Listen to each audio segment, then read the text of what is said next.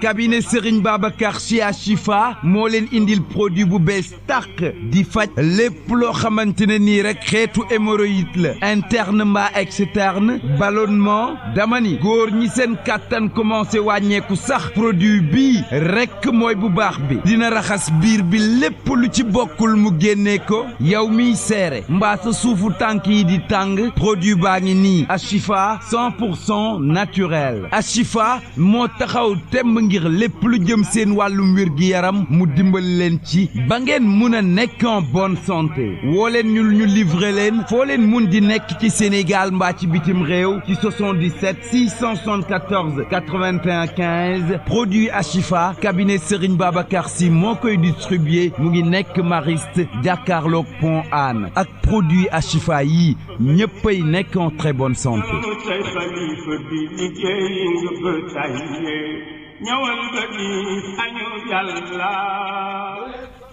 kii di wax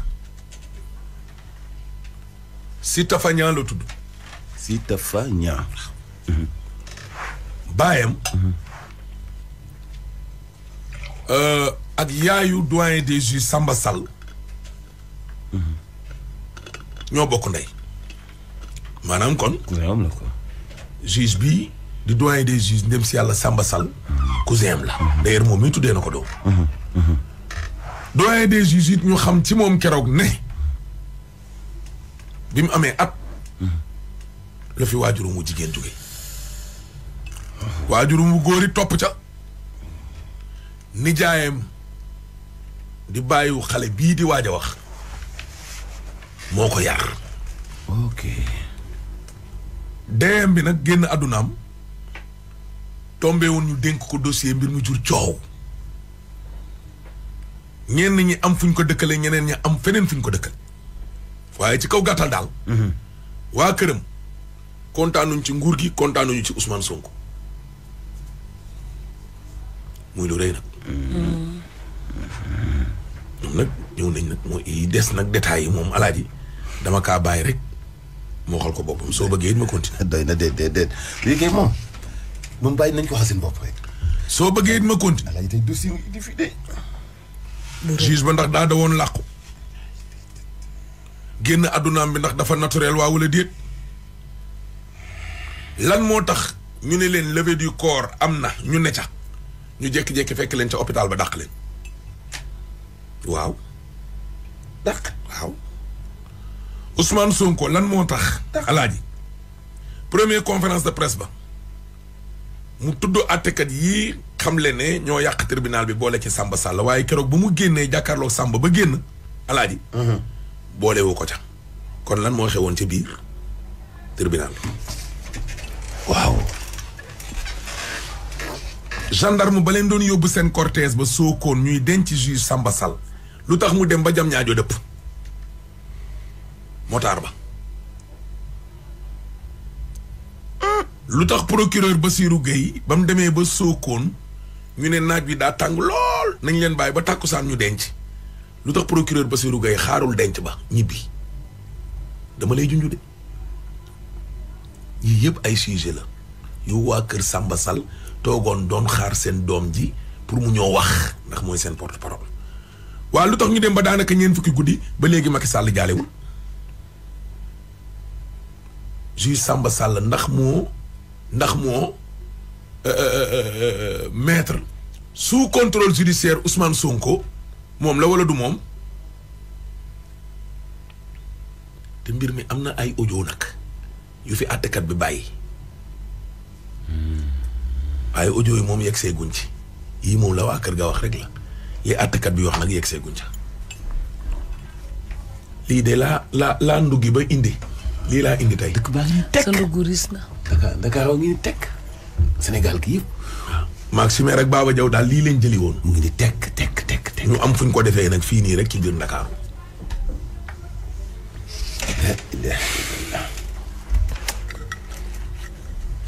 ñi ko sololoon benn yére njabootam nag wax nañ nag kan nag mooy Samba nag moom Sall le doyen des juges waaw ndax nit ki boo ko xamul ndekete da nga koy wooyee wala nga naan ko piis fekk na moom ak pis.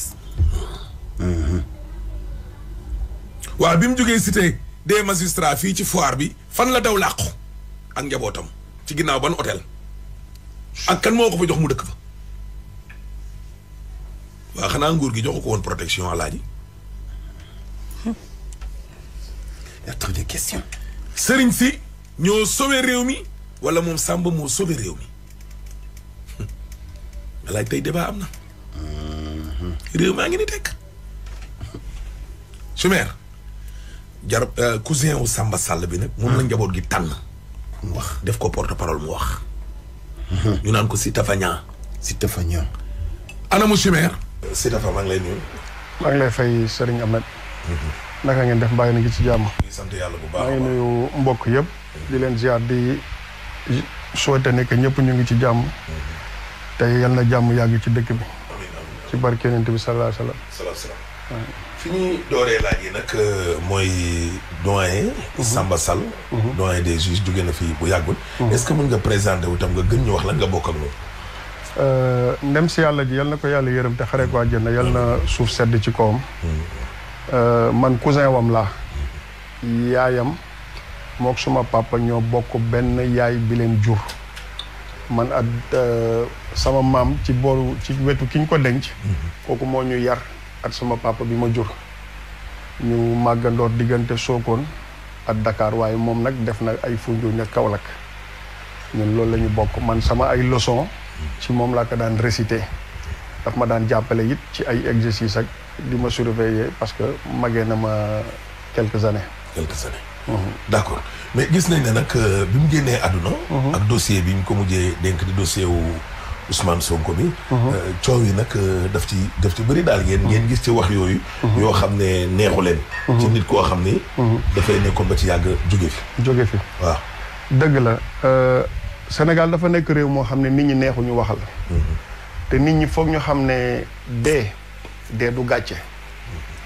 ndax bu doon gàcce yàlla du ko teg yonent bi sallallahu alayhi wa sallam ku gën Samba yàlla du ko teg dee honneur la loolu la sëñ Cheikh doon wax mu ni dee c'est un honneur te nit ñi foog ñu xam it ne gannaaw loolu yàlla dee la njëkk a sàkk ko dund ndax ku dem ci alxuraan yàlla wax na ko fa xalaxal mawta wal xayaata coow li nag dana bari ndax Sénégal réew la moo xam ni farfarloo bi dafa bari maa far wala fii laa féete ku mu neex waaye nag dee du gàcce ba tax ñu koy reetaan te jàpp naa ne bu ñu xamoon nit ki dëgg ndax buñ nee nit ki baax na rek na ko ay mbokkam wax bu ñu xamoon nit ki dëgg kon ñëpp a koy bokk ñaanal te li ko ñaanal sax moo ëpp ñi ko reetaan. mooy doyen Samba Sall. ñi amul fu ñaan jógeewut ci réew mi. muy ci biir réew mi ci biir capital bi di ci biir fa mu dëkk di ci Fuuta di ci Kaolack di ci Gosaas ba ñoo xam ne sax kenn xamu leen. ñuy woote di ko ñaanal. d'accord moom nag yàlla dogaloon na ne yaramam sutante woon na. lañu njëkkoon dégg après ci lañ dégg ne dénk dañ ko dossier bi. après nag ci la génn àdduna moom kañ la feebar. feebar bi yàggoon na du woon nekkul woon loo xam ne nii sax ci biir bi muy jël dossier bi la. waaw feebar bi moom dëgg fa neex yàlla yàggoon na ba tane woon na bu baax a baax sax alhamdulilah macha allah feebar nag dafa jotewut ak dee dara. nit feebar na ba ñëpp foog ne dafay dem mu jóg nit toog na it dara jotu ko mu xëy dem taw at xiin jotewuñu dara. waaw kon feebar bi daal laalewul dara ak dossier bi. bokkul dara. waaw li tax ñu laaj la loolu rek mooy gis nañ fi ñenn ci ay télé naan dossier bi dee leen xool képp kuñ ko jox fan ngay mujjee après ñu wanewaat leen. loolu yéen en tant que ay bokkam waaw. Sénégal dafa nekk réew moo xam ni ñoom dama jàpp ne ñoom am na ci ñoo xam ne pour ñoom dañoo coup d'état yàlla jël place am man loolu laa gëm. dossier bi dafa mystique dossier bi c'est pas mystique et tout ça là yooyu c'est du cinéma. en toute sincérité c'est du cinéma parce que li tax ma ni c'est du cinéma bu fekkee ne ni dossier bi dafa mystique ba mystique comme ñoom ni ñu koy waxee ni ñu koy maanaam. ñu koy ngandalee daal. waaw image bi ñu koy jox. waaw mais kon kay kii ndey mbili bi nañ ko fi jëlee. ki taxaw accusé diw ne daf ma def lii ba tax coow li yëpp am ndax c'est de cause à effet bu ko accusé wutoon kon coow li du am. waaw léegi pourquoi kooku mu ngi fi ba léegi pourquoi le mystique ne l'a pas atteint. man loolu laa gëm. d'accord loolu nga gëm ñu des nag ci dossier bi. doon nga wax ne doyen Samba Sall feebaroon na xawoon na sax tane laalewul dara. waaye gis nañ ne joxoon nañ ko beneen juge. kooku nag communiqué bi ñu liir ci journaux yi ñin dëkk ñoo moom mooy ne ginnaaw ba ma waxtaanee ak samay mbokk sama soxna samay xamel daal ñoo ma ne lii ak lii mu bàyyi. yéen ngeen gis seen mbokk di doyen Samba Sall yaramun bi sutante woon. muy jëli dossier bi xanaa waxoo leen woon ak moom dara. wax nañu at moom ku nekk wax na suma papa bi ko yar mbokk yi amul kenn ku ko woowut. mbokk yi toute la famille amul kenn ku woowut ne ko na bàyyi dossier bi. na bàyyi. na jël dossier bi mu bàyyi. ñëpp a ko wax man mii di wax ak yow. woo naa ko te laataa ma koy woo sax suma papa bi ko yar woo na ko ne ko Samba musuma la sant nga bax musuma la sant nga bañ lépp lu ma la mus a wax rek defal nga ma ko jëlal dossier bi nga ne leen nga wax sa médecin mu bindal la un certificat médical nga ne leen da nga tawat nga jébbal leen seen dossier nga génn ci ndax da nga am ay mbokk da nga am njaboot. Il ne l'a pas répondu. ah tontuwu ko. tontuwu ko bi ma ko jotee ma wax ak moom mu xamal ma ne ma gor du daw mu ni ma bul tiit surtout man fay du am lu muy tiit ma ni ko dëgg la mu ni ma gor du daw man gor laa mënuma nekk doyen des juges ñu ëlbati ko jox ma dossier bi ma di ko daw un commandant mënul nekk ci bateau bi nekk en danger muy tëb le premier donc dafa nekk nit koo xam ne nit ñi moo tax ñiy reetaan xamuñu gor dëgg un homme de courage Samba ñaar la xam ci àddunaam lii lay woon jom li dama lay jox benn anecdote bi mu nekkee xale benn yoon la mës a jël 3e ci seen classe sam papa di ko ci xas Samba jooy na ko toute une journée et des jours sax à partir de ce jour depuis ce jour là Samba musul jël 3e premier wala 2e ba ni muy duggee université notam yi yëpp a ngi ci sama archive bu papa yi donc kooku maanaam mun nañ wax ne c'est maanaam nitu jom la par excellence Samba doo xam lu ko naqari doo xam lu ko neex il n'a pas voulu. mais pourquoi yéen lan moo leen animé woon ba ngeen ne ko bu leen jël dossier bi da ngeen a ragaloon wala da ngeen jàpp ne dossier bi politique rek la wala injustice daf ci am. wala da ngeen a ragaloon mystique comme ni ko ñenn ñi di waxe non xam nga mystique tout le monde est mystique tout le monde peut être mystique ku nekk ak lim ko jaral waaye dafa am foo xam ne àdduna bu ñu fa tolloo dañuy bàyyi lépp ci loxo yàlla li taxoon ñu ko doon wax rek c'était pour maanaam dara bañ ko cee fekk pour maanaam tamit la sécurité de la famille parce que un état quel qu'elle soit n'a pas d'amis ils ont que des intérêts te Jacques Chirac dafa mus a wax benn wax mu ni la démocratie s'arrête là où commence la raison d'État donc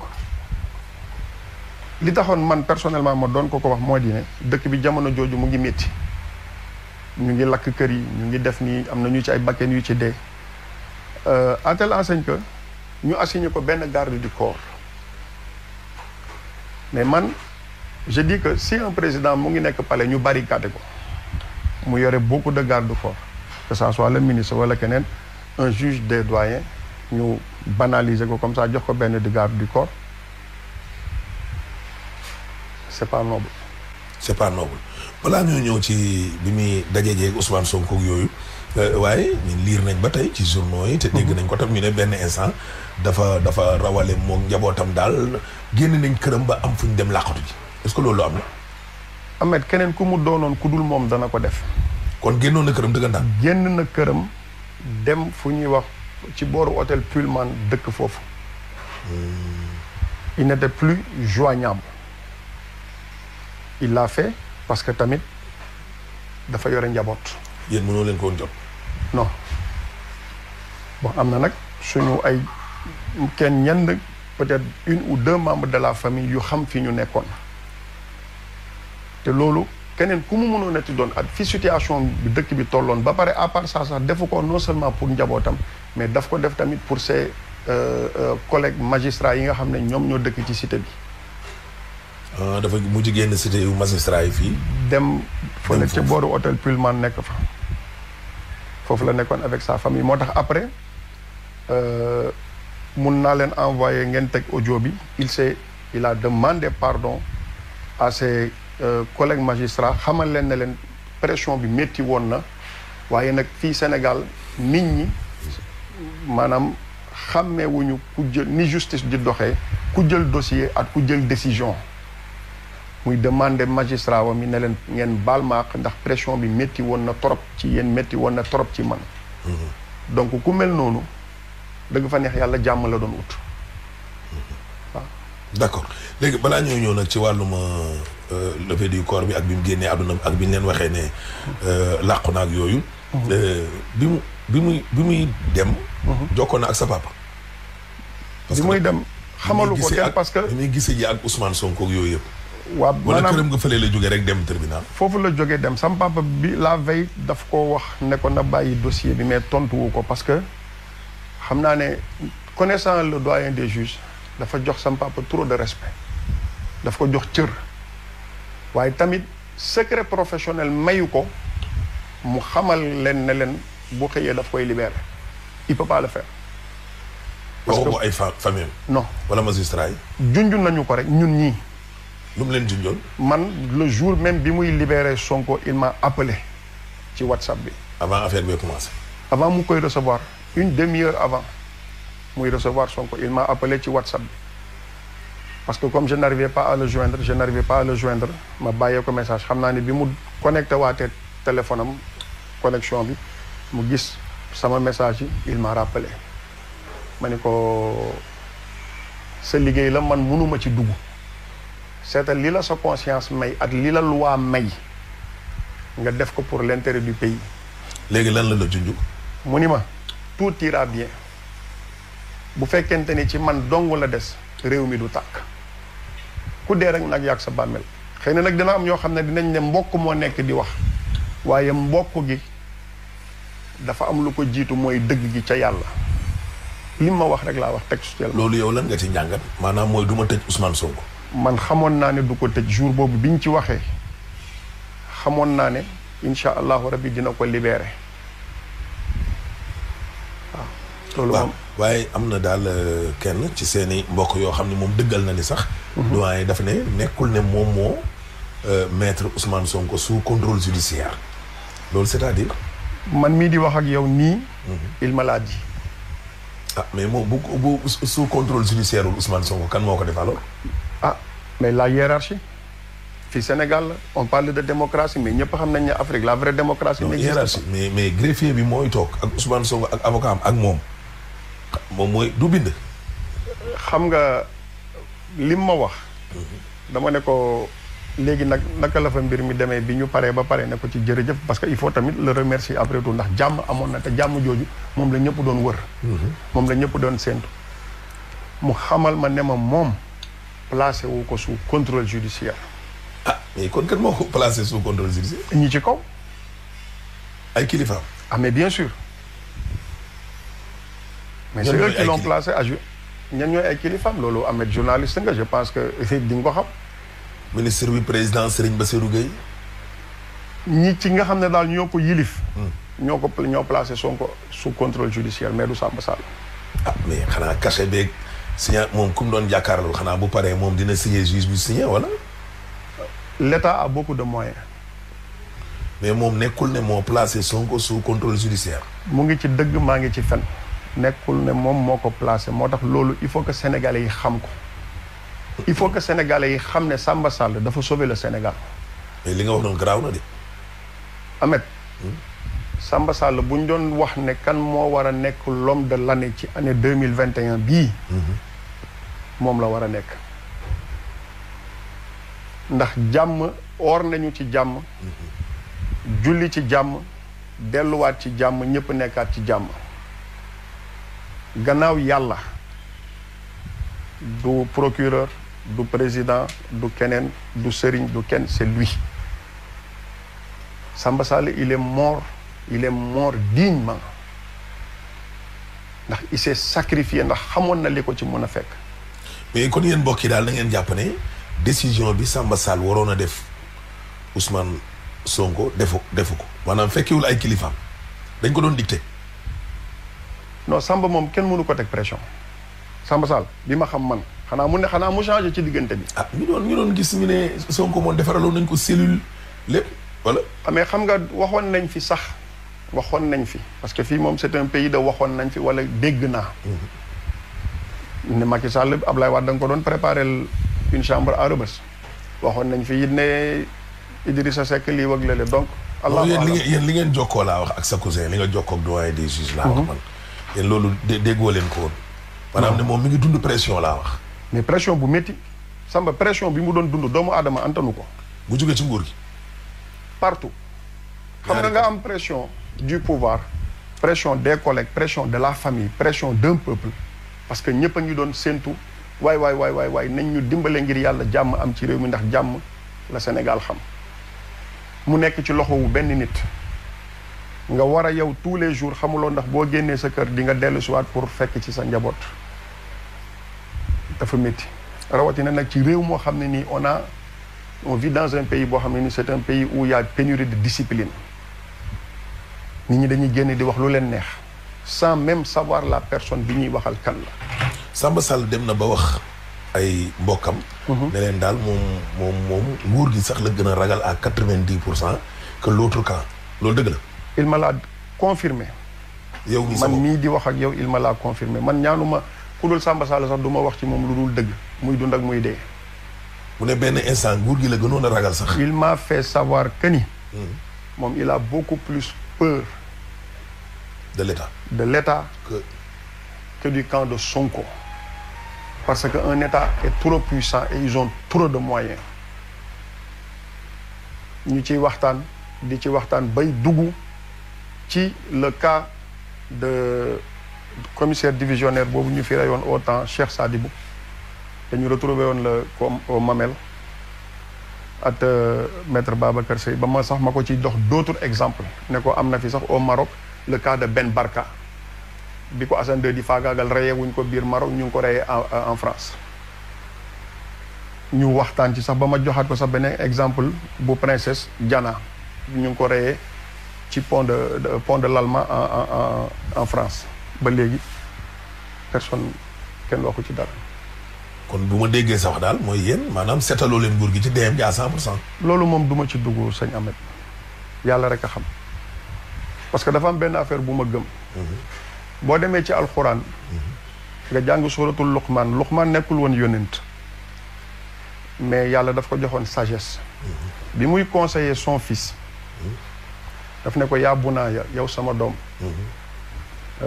innaha in taku maanaam lépp loo xam ne nii rek yàlla doomu aadama def na ko lu toll sax ni grain de moutarde.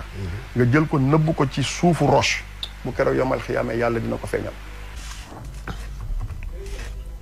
kon daal na ngeen teg lépp ci loxo yàlla. dañ teg lépp ci loxo yàlla ba bañu ci am lu ñu leer. mais yéen daal pour yéen kon maanaam ni ngeen expliqué nii mooy léegi naturel loolu à 100%. loolu moom déggoo li ma la wax ba bés pëncaa ba ñu teg li ñuy wax écran géant. ba lépp génn ci lañ koy mun a xam. mais yéen yor ngeen ay bagages. nañu ko mun a enquête. non xam nga enquête moom.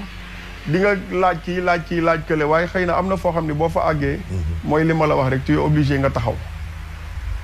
parce que da ngay xeex ak ñoo xam ne vous avez pas les mêmes moyens. waaw d'accord mais dafa am yoo xam ne dafa feeñ ci génn addunaam bi ak yoo xam ne tamit biñ koy waajal ak yooyu loolu tamit naqari leen ma jox la exemple. levée du corps bi. waaw hôpital ñëpp riir dem wutali fa. ñu ñëw fekk leen fa ne leen jël leen seen néew dem levée du corps amul. waaw ñoom dañ préparé woon levée du corps au dernier moment ñu ni non levée du corps du am parce que l'excuse bi ñu jox moo di affaire Covid bi mais pour man loolu c'est du cinéma parce que du un citoyen lambda moo dee on parle du doyen des juges un citoyen lambda n'importe qui deewut vous comprenez ce qui fait que ku mel noonu bu deewee je pense que avec il mérite dañ ko war a accompagner avec tous les honneurs yi moom li nga xam ne moom la mérité il faut rendre à César ce qui appartient à César. mais gouvernement am na ñu ñëwoon am na ñu jotoon ñëw. gisuñu leen. kenn ñëwul. gisuñu leen. Macky Sall fan la nekk du palais de la justice. waaw hôpital principal fan la nekk. palais de la République ak hôpital benn la de. benn la d'accord pourquoi il ne s'est pas déplacé ñu rendre ko honneur. kon bi mu feebaree itam seetiwu ko. yëguma ko bi mu deewee it ñëwul daa jaale suñu. te loolu léegi ñëwagul. xam nga on vit dans un pays boo xam ne nii il faut dire les choses telles qu'elles sont ñun amuñu njiit on n'a pas des chefs d'État ici en Afrique. Afrique li ñu am fii waxuma Sénégal de mais je parle d'Afrique li ñu am ce sont pas des chefs d'État mais ce sont des bêtes d'État je pèse bien mes mots ce sont des bêtes d'État parce que je vais te vous dire un truc Macky Sall il s'est déplacé dem France assister di compatir métitu Macron ci kawu Charlie Hebdo bi ba manifester wu marche et tout ça là d'accord tu peux le faire ci ñoo xam ne ni la cause dafa jóg dem pour jàppale ñoo xam ni dañ doon xeex islam yow nga am un citoyen boo xam ne ni personnalité la woon ci réew mi nekk doyen des juges gaañu ñëwuloo nga présenter des excuses les condoléances à sa famille assisté wuloo ci levée de corps bi assisté wuloo ci enterrement bi peut-être que il a ses raisons. mais yónnee na ab délégation bu jógee ci gouvernement. mais quelle délégation ministre bi il est venu une semaine après. ministre de la justice bi bu muy ñëw ci levée du corps bi boobu fekk na ambulance baa ngi génn. personne n'était là-bas pour defal sax la famille toppatoo leen kayit yi comme au niveau de l'ambulance dem au niveau de la gouvernance yooyu yëpp defuñu ko yooyu yëpp famille yi ñoo ko def suma benn jarbaat moo ko def. mais biñ demee Sokone autorité yi ñëwoon nañ mais ses collègues ñoom Bassirou Gueye ak yooyu surtout le procureur de la République. un autre lâche. déedéet waaw. kan Bassirou Gueye. Bassirou Gueye mu ngi may dégg man li may wax ci télévision laay wax c'est un lâche da nga may demander le pourquoi. pourquoi. Samba Sall feebar na camarade de promotion wu Bassirou Gueye la pourquoi il n'est pas allé le rendre visite à l'hôpital xam nga excuse du Covid c'est bien beau mais fi ñu bëggoon dem ñu ngi fay dem Macky Sall toogu fi devant le commun des mortels di organiser anniversaire am calculé woon nañ Covid bi Youssou Ndour defu fi concert de créé wuñ fi làmb Covid bi c'est bien beau Bassirou Gueye n'est jamais parti le voir à l'hôpital Bassirou Gueye je vais te dire pire mu ngi may dégg bi ñu demee yóbbu néew bi à Sokone ci condition yoo xam ne nii benn escorte la ñu am benn gendarme moo leen escorté ba jam ñaajo ba jam ñaajo foofu la gendarme bi yem.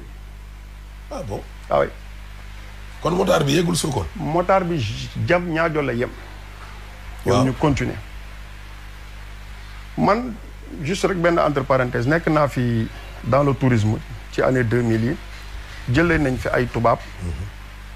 ñu escorté ñu ñetti motard escorté ñu ba Saly. ñu ñibbisi waat aller retour. un doyen des juges gaañu ñu di koy yóbbu dans son village natal parce que c'était son souhait benn motard moo leen escorté ba jam ñaajo mu dëpp. il rebrousse chemin. Bassirou Gueye yegg na ba li tax ma ne la Bassirou Gueye c'est un lâche bu ko neexee nag en tant que procureur mun na ma accuser de n'importe quoi outrance à la magistrature patati patata je dis que c'est un lâche bu ma amoon un autre qualificatif dinaa ko wax sa camarade de promotion ngay procureur général de la République moom muy doyen des juges mu gaañu ñu dem ba dans son village natal à Sokone bi ñu yeggee paa yi ne dafa tàng ne ñu xaar ba tàkkusaan bi ñu doog ko denc parce que dëgg la mag ñi bu njëkk ba bu tàngee ba tàng heure boobu duñ ciy denc néew moom mu joxe excuse ne dafa am beneen dëj bu muy dem il a rebroussé chemin. kon fekkeewul enterrement. fekkeewu ko waaye xam nga lu tax lâcheté bi la ak xat-xat bi mu nekkoon. dafa gêné woon. ah mais bien sûr bët bu tuñu ros ba pare ñaari lecture man laa ci gis moo di ne benn lâcheté bi la ñaareel bi Samba la meyam toll foo xam ne nii yàlla dimbale na ko ba xëy na un lâche bu mel ni moom du tim ba melam bas gi waaye nag na jàpp nag benn mbir li alxuraan wax rek al yawma tujza kullu nafsin bima kasabat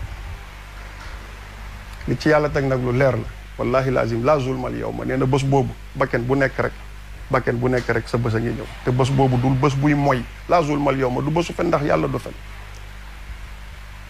waaw moom li yóbbu doyen des juges du ko fi baax parce que l'excuse bi mu joxe xam nga dans la vie il faut savoir mentir boo gisee yàlla lépp lu mu aayee rek y a beaucoup plus de conséquences négatives que positives boo gisee yàlla di ñu aayee fen parce que yéen fen dafay sax yëngal arrache Sëñ Tuubaa daan na wax ne toog di jàng bàyyi fen moo gën toog sax di jàng alxuraan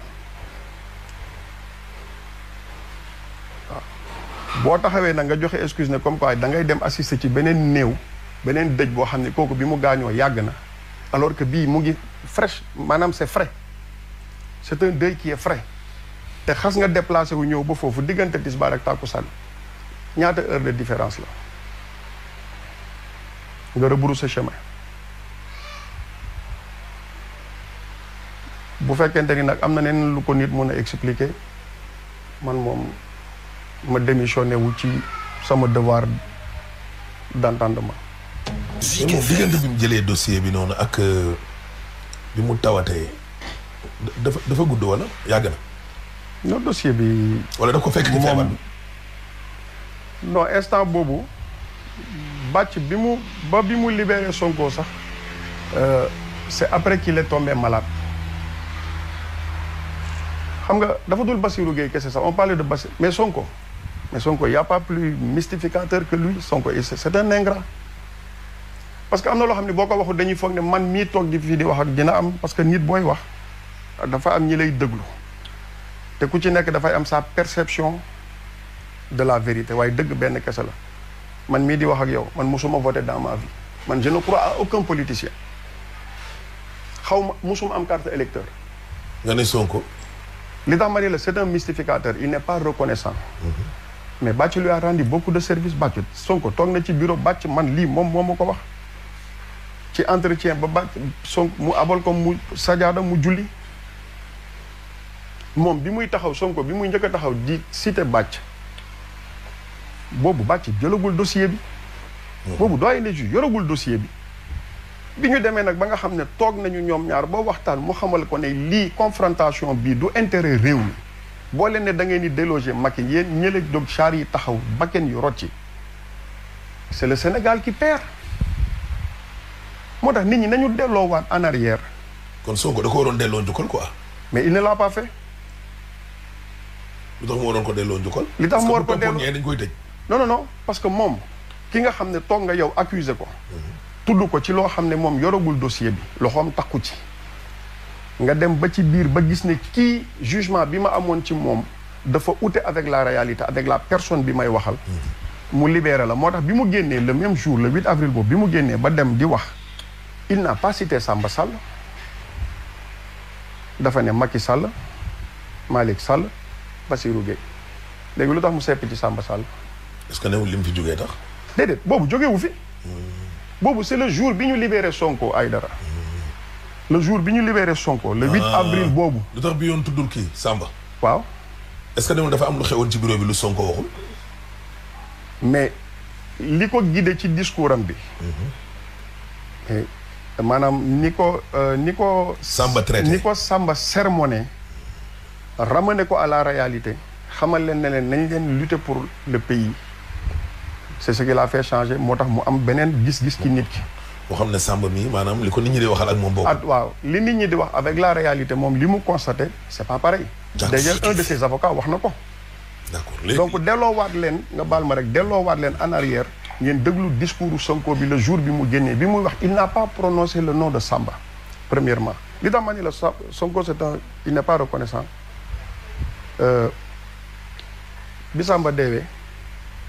am na benn mu ngi def benn ci discours am yi parce que les politiciens ils sont tous pareils c'est du pareil au même seen intérêt rek moo leen fi nekkal intérêt réew mi ñuy wax nii nekkaluñ fi réew mi seen propre intérêt lañ fi nekkal donc moom bi muy wax mu ngi wax ne waa am na ku yore woon dossier bi nekkatu fi yal na ko yàlla yërëm mais ki yore woon dossier bi il a un nom il avait un statut wala rëy na rëy boo xam ne wala iñaan na iñaan boo xam ne mënu ko prononcer wala bu ko waxee il va perdre sa langue. moo tax ma ni la non à part que c'est un mystificateur man je ne suis pas là pour juger les gens wala di leen coller yenn étiquettes yi mais li ma constaté laa wax parce que ñàkk reconnaissance mënul weesu loolu. d'accord 5 minutes moom moo ci des. doyen des juges nag ci bi ñu leen gisee ak léegi li ngeen ñu expliqué mooy ku bëggoon njaboot la te ku baax la par rapport ak mbaxana bi ko yenn sénégalais yi solal ndax position. gis nga tey jii nii Ahmed boo leen génnoon gis maçon yi ko doon liggéeyal wala gis ñi ko doon tere ñi nga xam ne Samba bu ñëwaan toog fii ngeen toog ci suuf lay toog. c'était un gars bi nga xam ne c'était un rassembleur xale du bëggu nit ku bon Samba fu mu mus a dem rek xale yi dañ ko bëgg xale nitu seytaane xale du la bëgg loolu moom yaqin la koo xam ne nag bu jógaan sax koñ ba bu fa daan dem sax dafay gaare otoom fu sori dox këroo kër mu dugg fa képp kuy mbokk da nga ko seedeel la même chose man mii di wax ak yow tuddee naa ko doom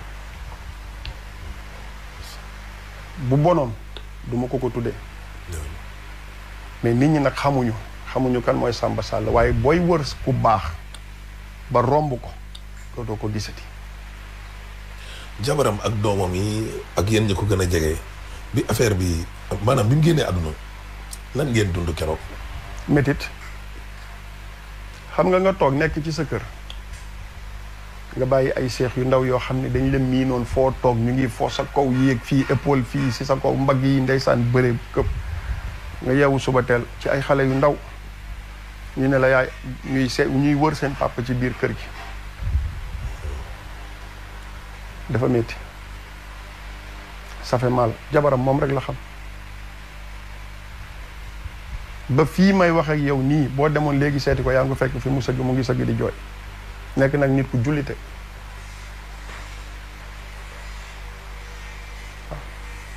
sa papa nag moom mi ko yar. suma papa parce que moom nee nañ ay waajuram dañoo teel a moom dafa teel a njirim.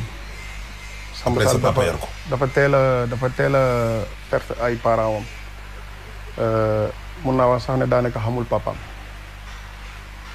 donc suma maam moo ko yar ak suma papa ñu dugal ko école à Sokone. Samba Sall il faut aller ngeen laaj ko xaritam yi nga xam ne ñoom la màggandoor ku mel ni ñoom Moustapha Dieng ñoom Moustapha Meng ñoom Mohamed ñooñu ñoo xam Samba Sall.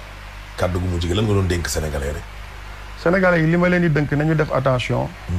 te xam ne bakken jóge na fi ay bakken rot nañu te nañ bàyyi xel am na bakken yoo xam ne waruñu rot ci réew bu fa rotee rek problème dana am waaw. nañu bàyyi xel xool bu baax fi ñuy teg seen tànk te nañu seet liy intérêt réew mi ki ñu yaakaar ne moo yore intérêt réew mi wala boog am nañ ci moom njortu gu rafet ñu jéem ko jiital. d'accord kon Siteu Niang merci beaucoup. jërëjëf.